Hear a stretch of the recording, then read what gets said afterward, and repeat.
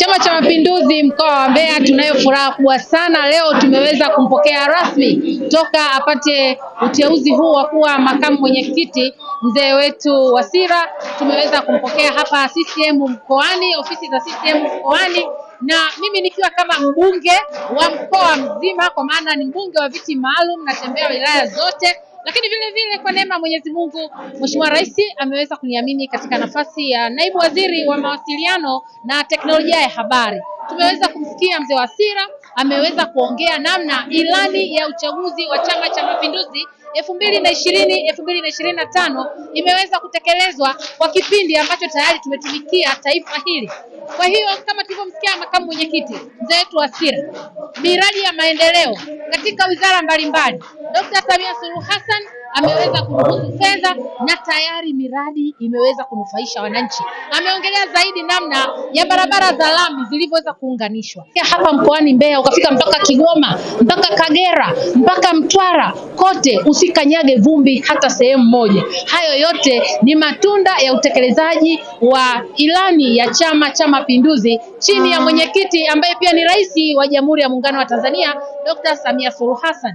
Lakini vile vile tukiangalia wakina mama tumewatua ndoo kichwani. Miradi ya maji yenye thamani kubwa imeweza kutekelezwa maeneo mbalimbali vijijini na mijini. Lakini vile kule ndani kabisa pembezoni mwa miji, wakina mama sasa hivi wamesahau kutembea umbali mrefu na ndoo kichwani. Huyo ndio Dr. Samia Suluhu Hassan na ndio utekelezaji wa ilani ya Chama cha Mapinduzi. Ukirudi kwenye wizara ninayoitumikia, mawasiliano na teknolojia ya habari, tumeweza kujionea namna ambavyo tumeendelea kuwasogezea wananchi huduma ya mawasiliano. Miradi ya minara imeendelea kujengwa kila leo. Kila wakati tunakuwa na fungu la minara ambayo tunaendelea kuijenga. Tuna minara 758, tuna minara 632, tuna minara takribani zaidi ya 2000 inakwenda kujengwa nchini Tanzania kwa kipindi hiki ambacho ni cha 2020-2025.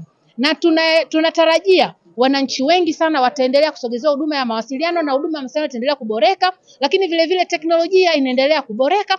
Tumeweza kuona kwamba tuna mradi mkubwa wa Tanzania kidigitali na Mheshimiwa Rais ametusisitiza tuhakikishe kwamba digital inaendelea kuenea katika maeneo yote nchini, lakini vile vile tunajenga vituo kwa ajili ya kukuza ubunifu wa teknolojia ya tehama kwa vijana.